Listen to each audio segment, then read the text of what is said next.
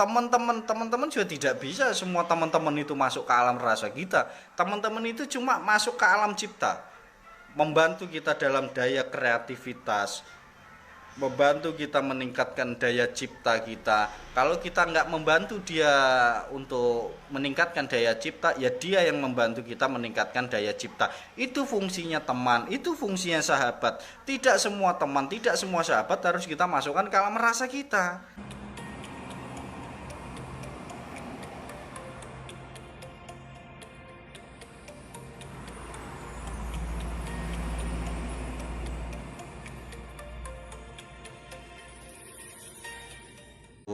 Kita ini kelinci pengennya jadi macan, sebenarnya jadi macan juga gak enak. Kelinci aja yang susah pengen cepat-cepat kaya.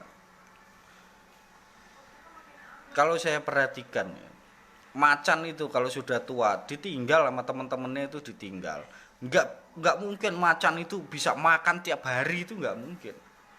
Macan itu hidupnya tegang terus. Jarang ada macan yang cekakak cekikik, ketawa ketiwi sama teman-temannya, jarang. Tapi kalau kita lihat kelinci, kalau kita lihat kijang, kalau kita lihat hewan-hewan yang lain, itu kan seneng gitu loh, bahagia hidup ya, mau makan apa aja bisa.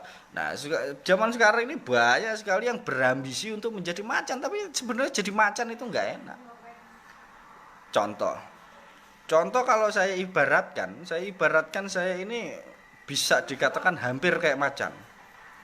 Kenapa hampir kayak macan ini? Karena begitu orang nih ngelihat saya tuh enak aja hidupnya.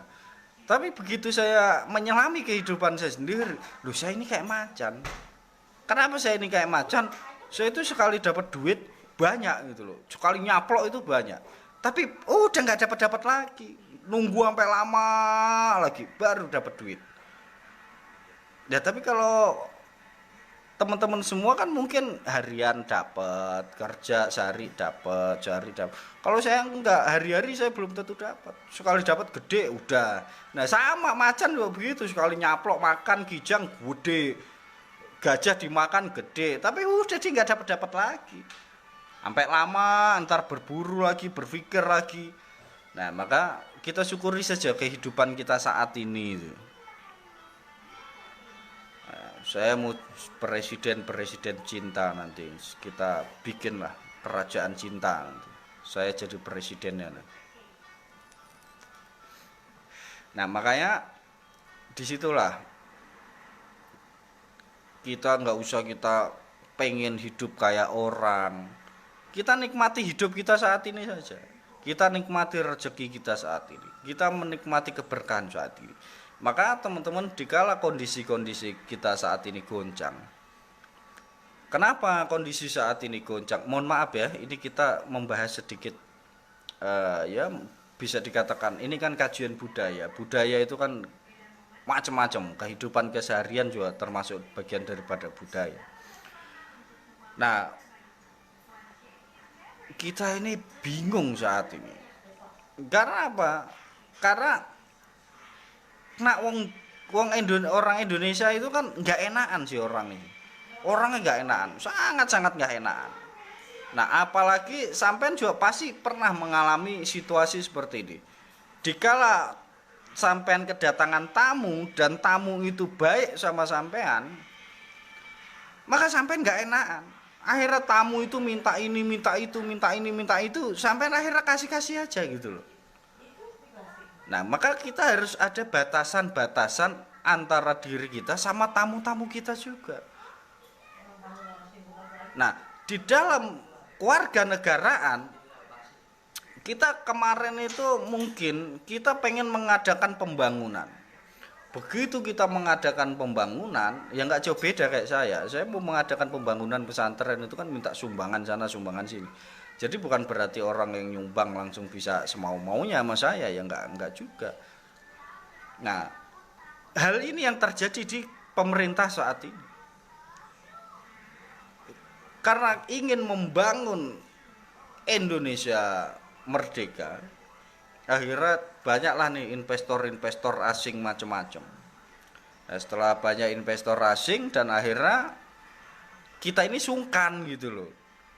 Orang sudah baik, investor sudah ngasih dana, ngasih apa, akhirnya kita sungkan, gak enakan.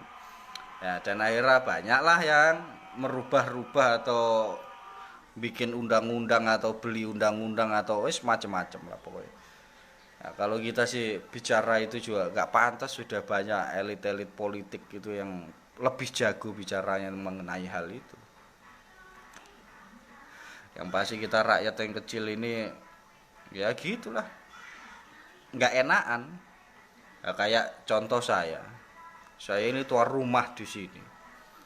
Kalau saya nggak enak matamu saya, yang saya ribetin kan orang saya pasti kan. Saya suruh bikinin kopi terus terusan lah, saya suruh bikinin ini, saya suruh bikinin itu, macam-macam.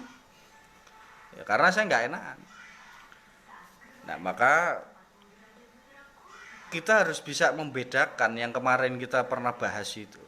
Adanya alam rasa kita, adanya alam cipta kita, adanya alam karsa kita. Kalau kita bisa menyatukan ini semua, barulah kita bisa menciptakan yang namanya alam karya.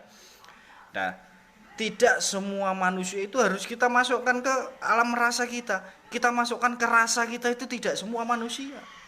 Teman-teman juga tidak bisa semua teman-teman itu masuk ke alam rasa kita. Teman-teman itu cuma masuk ke alam cipta, membantu kita dalam daya kreativitas, membantu kita meningkatkan daya cipta kita. Kalau kita nggak membantu dia untuk meningkatkan daya cipta, ya dia yang membantu kita meningkatkan daya cipta. Itu fungsinya teman, itu fungsinya sahabat. Tidak semua teman, tidak semua sahabat harus kita masukkan ke alam rasa kita.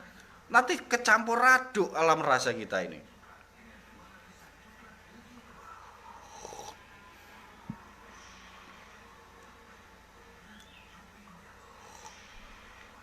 Bisa. Jadi tidak semua teman-teman, tidak semua ini kita masukkan ke alam rasa kita, tidak. Oh, teman-teman ini kita masukkan ke alam cipta kita. Karena teman dan sahabat kita ini membantu kita untuk meningkatkan daya cipta kita, kreativitas kita, pekerjaan kita. Nah, karena kalau kita masukkan teman kita ke hati kita, begitu teman kita ini susah, jadi kita berbicara realitas saja. Begitu teman kita ini susah, akhirnya apa? Begitu teman kita susah, kita ajaklah teman kita kerja. Ayo kamu ikut kerja saya. Karena kita kasihan sama dia. Nah, teman ikut kerja sama kita. Padahal apa? Kita tahu betul bahwa teman kita ini tidak bisa menyelesaikan pekerjaan kita. Dan akhirnya kita ajak teman kita kerja sama kita. Dan akhirnya kerjaannya berantakan. Begitu berantakan kita nggak enak. Mau negor nggak enak. Akhirnya apa? Kita ngedumel sendiri. Kita sakit hati sendiri. Kita kesel-keselan sendiri. Nah, maka teman-teman itu masuklah ke pikiran kita. Teman kita susah, kita pikir gimana caranya saya bisa bantu dia. Dalam segi apa saya bisa bantu dia. Itu saja. Tapi jangan sampai kita masukkan ke hati kita.